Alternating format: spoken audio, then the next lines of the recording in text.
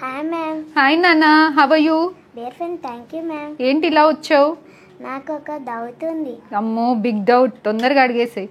నాకు మీరంతా మా మమ్మీ చెప్పింది మీరంతా పిల్లల్ని రెడీ చేస్తారంట కదా. పిల్లల్ని రెడీ చేసిస్తానని చెప్పిందా మీ మమ్మీ? ఓకే సరే, ఇప్పుడు ఏం కావాలి నీకు? తమ్ముడు కావాలి. తమ్ముడు కావాలా? అమ్మో, అర్జెంటుగా రేపే కావాలి. అర్జెంటుగా రేపే కావాలి, అది కూడా తమ్ముడు కావాలా? అలా ఇస్తానని చెప్పిందా మీ మమ్మీ? అమ్మో. సో చాలా మంది పేషెంట్స్ వాళ్ళ పిల్లల్ని చూపెట్టడానికి తీసుకొని వస్తారు. We feel very happy. ఇలాంటి క్యూట్ బేబీస్ మేడం తమ్ముడు కావాలి అని అడిగితే మాకు ఏం చెప్పాలో అర్థం కాదు. వాళ్ళు అనుకుంటారు ఐవీఎఫ్ పద్ధతిలో ఎగ్ స్పర్మ్ మిక్స్ చేసి అది మేల్ బేబీనా ఫిమేల్ బేబీనా మాకు ల్యాబ్లో మొత్తం అర్థమైపోయి పెట్టే టెక్నిక్ మా దగ్గర ఉంటుంది అని అనుకుంటారు. కానీ ఐయుఐలో కానీ ఐవీఎఫ్లో కానీ మీ ఎగ్ చూసినప్పుడు, మీ స్పర్మ్ని చూసినప్పుడు, ల్యాబ్లో మీ బేబీని చూసినప్పుడు అది మేల్ బేబీనా ఫీమేల్ బేబీనా అన్నది మనకు అర్థం కాదండి. బేబీని ఎంబ్రియోని జెనెటిక్ టెస్ట్ చేసినప్పుడు, జీన్స్ని చెక్ చేసినప్పుడు yes we can tell it is male baby or female baby. కానీ ఇలాంటి జెనెటిక్ వర్కప్ మొత్తము కూడా మనకి ఇండియాలో చాలా ఇల్లీగల్. పీసీపీఎన్డిటీ లా దాన్ని గైడ్ చేస్తుంది.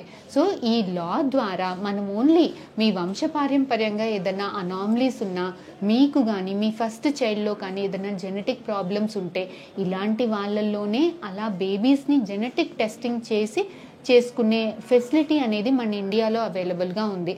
అంతేకాని ఆ ఎంబ్రియో మీద జెనెటిక్ టెస్ట్ చేసి అది మేల్ బేబీనా ఫీమేల్ బేబీనా తెలుసుకొని ఓన్లీ మేల్ బేబీని మాకు చాలామంది పేషెంట్స్ అడుగుతుంటారు, మాకు ఇద్దరు ఆడపిల్లలు మేడం మగపిల్లల్ని పెడతారు, మేల్ బేబీని పెడతారా?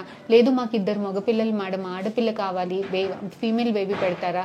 లేదు మాకు ఒక బేబీ గర్ల్, ఇద్దరు పిల్లలు ఉన్నారు, బేబీ గర్ల్ చనిపోయింది, సో బేబీ గర్ల్ని మాత్రమే పెడతారా, బేబీ బాయ్ని మాత్రమే పెడతారా అని అడుగుతుంటారు. కానీ yes we can totally understand your anxiety. కాకపోతే మన ఇండియాలో అలాంటి ఫెసిలిటీ అనేది కంప్లీట్గా ఇల్లీగల్ అండి. సో అలాంటి ఫెసిలిటీ అనేది ఎక్కడా కూడా అవైలబుల్గా లేదు. ఈవెన్ ఐవీఎఫ్లో కానీ ఇక్సీలో కానీ ఎటువంటి దాంట్లో కానీ ఎక్కడా కూడా మన దగ్గర అది అవైలబుల్గా లేదు. So male female gender selection is strictly prohibited and అది ఐయుఐలో కానీ ఐవీఎఫ్లో కానీ మన చేతిలో ఉండదు. Thank you. అర్థమైందా? సో నీకు ఒక బేబీ కావాలి అని అంటే మేము ఇస్తాం, కానీ అది చెల్లినా తమ్ముడా మన కంట్రోల్లో ఉండదు. అది కూడా అర్జెంటుగా ఇవ్వమంటే ఇప్పుడు నేను లోపల తెచ్చుకోలేను, ఇవ్వలేను. ఓకేనా?